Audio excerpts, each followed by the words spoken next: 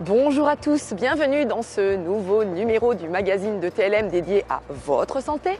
Ce mois-ci, c'est au sujet de la procréation médicalement assistée que nous nous intéressons et nous serons accueillis par toute l'équipe du professeur Bruno Salle à l'hôpital Femme-Mère-Enfant. Bonjour professeur Bruno Salle, votre service est l'un des 3 premiers centres de procréation médicalement assistée en France. Qu'est-ce que cela signifie à la fois qualitativement et quantitativement? Vous avez ici un des plus gros centres d'aide médicale à la procréation de France, mais surtout vous avez une équipe qui va prendre en charge le couple, c'est-à-dire que vous avez une équipe de 5 à 6 gynécologues, des gynécologues médicaux, des andrologues, et nous sommes un des rares centres d'aide médicale à la procréation de France où les andrologues sont in situ dans le centre, et aussi une équipe de 5 à 6 biologistes qui vont gérer toute la manipulation des gamètes et des embryons. Et enfin, les couples sont pris en charge par une équipe de 5 à 6 sages-femmes qui sont en connexion permanente entre le couple et l'équipe médicale. Comment se répartit votre activité entre les actes que vous considérez de routine, la FIV, l'insémination, et les actes plus originaux, plus innovants qui relèvent de vos recherches? Alors, à peu près 1500-1600 cycles de fécondation in vitro par an, entre 5 et 600 cycles d'insémination intra-utérine par an, ce qui est stricto sensu la définition de l'aide médicale à la procréation. Et comme une matinée comme aujourd'hui, comme vous avez vu, il y a 7 ponctions folliculaires, il y a une chirurgie testiculaire, et puis surtout, vous avez vu en préambule de la matinée, une greffe ovarienne, et ça c'est quelque chose de très spécifique au centre, c'est-à-dire que nous concentrons tous nos efforts sur la préservation de la fertilité, 80% de l'activité de routine et 20% d'activité innovante, notamment dans le champ de la préservation de la fertilité. La particularité de votre discipline est que vous travaillez sur la création de la vie, que ce qui aujourd'hui est considéré comme éthiquement acceptable. Alors, ce qui est autorisé par la loi, c'est l'aide médicale à la procréation intra-couple, et le couple est défini par le premier alinéa de la loi, c'est-à-dire c'est un couple, un homme et une femme vivant au moment de l'acte de l'aide médicale à la procréation. Est autorisé le don, comme je vous l'ai dit, le don d'ovocytes, le don de spermatozoïdes et l'accueil embryonnaire. Et puis, il y a aussi d'autres techniques, mais qui ne sont pas faites aux Hospices civils de Lyon, ce qu'on appelle le diagnostic préimplantatoire, qui sont faits dans des centres très spécifiques en France, Paris, Montpellier, Nantes et Grenoble. Une grande partie de l'activité du service est consacrée à des travaux de recherche et il faut savoir que les Hospices civils de Lyon ont investi tout récemment 600 000 € dans un laboratoire de classe D. Bonjour, Dr Jacqueline Lornage. Qu'est-ce qu'un laboratoire de classe D et quels en sont les atouts, les avantages par rapport aux autres types de laboratoires? Alors avant, effectivement, on avait déjà la filtration, on s'était déjà inquiété de la source d'air frais, donc elle est prise dehors. On sait que dans cette source d'air frais, il y a des polluants, notamment des composés organiques volatiles, et donc on avait des filtres qui les éliminaient. Dans la classe D, c'est surtout la surpression qu'on n'avait pas et que l'on a mis en place. L'air n'arrive jamais de l'extérieur sans être contrôlé. Comment fabrique-t-on des embryons? Alors, on va plutôt créer un embryon dans un projet parental. Cet embryon, donc, c'est le projet d'un couple. Donc, le couple va arriver le matin ensemble, donc en gynécologie. Monsieur va descendre faire son recueil de sperme. Madame va partir au bloc opératoire où elle va avoir ce que l'on appelle une ponction ovocytaire, où on va prélever les ovocytes par voie vaginale. Et ensuite, on va faire dans le laboratoire la recherche des ovocytes, le recueil des ovocytes que l'on va mettre en culture dans des petites boîtes de culture à 4 puits. Alors le time-lapse a complètement révolutionné votre pratique puisqu'aujourd'hui vous pouvez suivre le développement de l'embryon directement sous la caméra. On n'a plus ce stress qui peut se produire lorsqu'on sort une boîte et qu'on la met à température ambiante, même si tous nos plateaux, tous nos postes de sécurité microbiologique sont équipés de plateaux chauffants. C'était quand même un stress, donc on élimine ce stress. Damien Decran a recueilli le témoignage d'un couple suivi dans le service de PMA. Reportage. Pour Noémie et Michael, tout débute après un an de tentatives infructueuses. N'arrivant pas à obtenir la grossesse tant désirée, ils décident ensemble d'aller creuser un peu pour tenter d'identifier le problème. Je fais une série de tests et Michael fait aussi de son côté une série de tests. Et là, les résultats d'analyse arrivent. Voilà, donc un soir, je reçois un appel de Noémie rentre vite en pleurs. Et c'est là qu'on se rend compte, en fait, on reçoit par courrier les résultats de l'analyse. Et donc c'est sans appel, oligo-asténospermie sévère. Il y a beaucoup de choses qui s'effondrent. On se dit mais comment va devenir notre vie de couple? Comment notre famille va se construire? Comment on va y arriver? Est-ce qu'on a des solutions? Beaucoup de tristesse, beaucoup de colère. Pourquoi nous? On ne comprend pas. Sur les conseils d'une amie médecin, Noémie et Mickaël s'orientent alors vers l'hôpital femme-mère-enfant. On va à notre premier rendez-vous de consultation en PMA.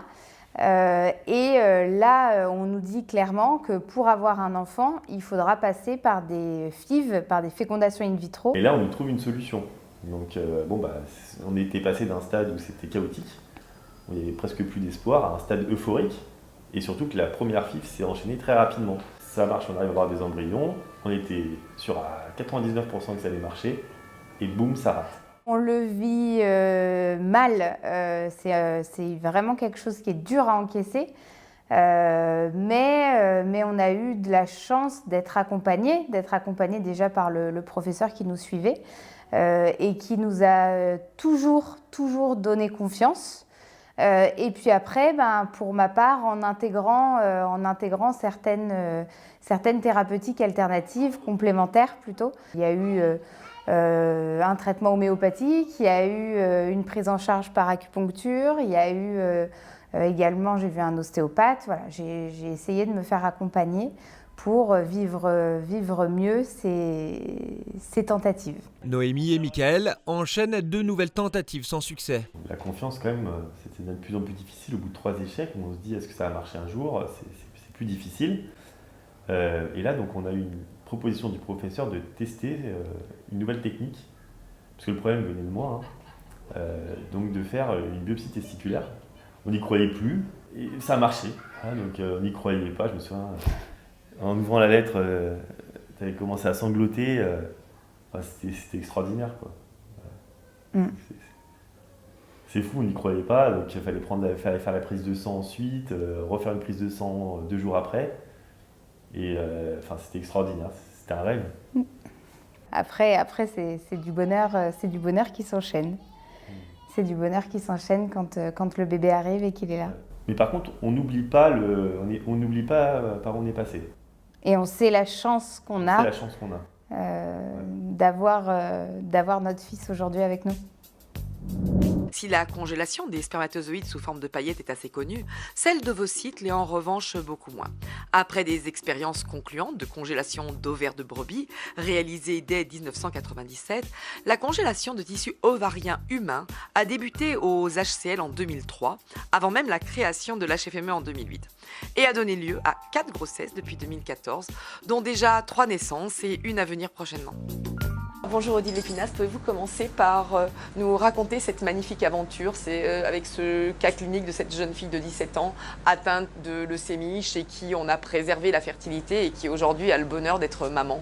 C'est une patiente que nous avons eue en cryoconservation en 2000, pour lequel nous avons conservé pendant 12 ans ses ovaires dans de l'azote liquide. Et en 2012, elle a donc bénéficié d'une greffe ovarienne. Et quelques mois plus tard, quasiment 18 mois, elle nous a annoncé en fait la naissance suite à une grossesse spontanée. C'était notre première patiente pour laquelle on avait une grossesse suite à une cryoconservation et greffe de son ovaire. En quoi consiste la vitrification d'ovocytes? Comment est-elle techniquement réalisée? Alors, la vitrification ovocytaire est une congélation ultra rapide, c'est-à-dire que nous passons de 37 degrés à moins 196 degrés immédiatement. Les ovocytes sont mis en contact avec des cryoprotecteurs, évitant la formation de cristaux qui seraient délétères pour la structure de l'ovocyte. Alors pour l'instant, nous avons fait pas mal de vitrification ovocytaire au sein du centre. Peu de patientes ont bénéficié d'un réchauffement, c'est-à-dire d'une décongélation de ces ovocytes. Néanmoins, nos études scientifiques ont permis d'établir qu'on avait un taux de survie de plus de 80%. Les couples qui passent en AMP ont recours à la vitrification embryonnaire. C'est une technique quotidienne et pour laquelle nous avons plus de 96% de taux de survie. Et les taux de grossesse sont très bons, ils sont à 27% au sein de notre centre. Quels sont les critères d'éligibilité pour l'une ou l'autre de ces techniques? La préservation de la fertilité est est préconisé lorsque les patients vont subir un traitement de chimiothérapie et ou de radiothérapie qui sera gonadotoxique. Dans ce cas-là, deux cas de figure, on pourra proposer soit une vitrification ovocytaire, soit une cryoconservation ovarienne.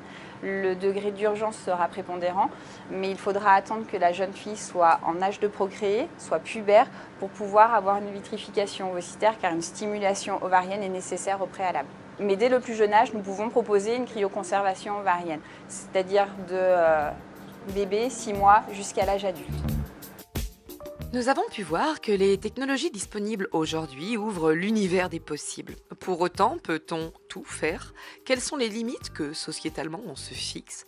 Les questions dépassent évidemment les limites médicales et sont des questions de société, auxquelles réfléchit le comité de bioéthique afin d'adapter le cadre législatif. Alors, comme évoqué en début d'émission, votre activité est très encadrée par la loi de bioéthique. Justement, quels vont être les 4 sujets principaux qui vont faire l'objet de révision de cette loi de bioéthique en février 2019 ? Alors, un, c'est la congélation sociétale, c'est-à-dire d'ovocytes, c'est-à-dire proposer à toute jeune femme d'éventuellement vitrifier, congeler ses ovocytes pour pouvoir les utiliser ultérieurement. La deuxième chose, c'est éventuellement les couples homosexuels féminins qui auraient accès à l'insémination intra-utérine avec sperme de donneur.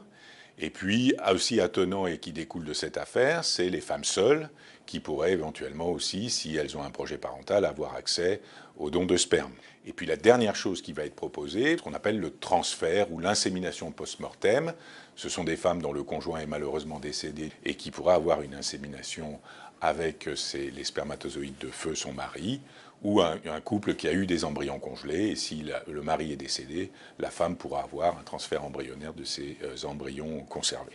Quels seraient vos besoins en matériel ou autres pour continuer à être à la pointe ? Bon, les besoins sont constants parce que le matériel évolue en permanence, et si on veut être à la pointe en permanence, il faut en permanence acheter de nouveaux matériels qui permettent à la fois de travailler sur la sécurité de la prise en charge des couples et sur la traçabilité qui est aussi un élément extrêmement important. Notre émission est à présent terminée. Nous remercions tout le service de procréation médicalement assistée de l'hôpital Femme-Mère-Enfant à Bron de nous avoir si gentiment accueillis et dévoilé toutes ces techniques fabuleuses, fascinantes. Nous vous donnons rendez-vous le mois prochain pour une nouvelle émission Votre Santé sur TLM à l'hôpital de la Croix-Rousse où nous parlerons de sommeil avec le professeur Petitjean.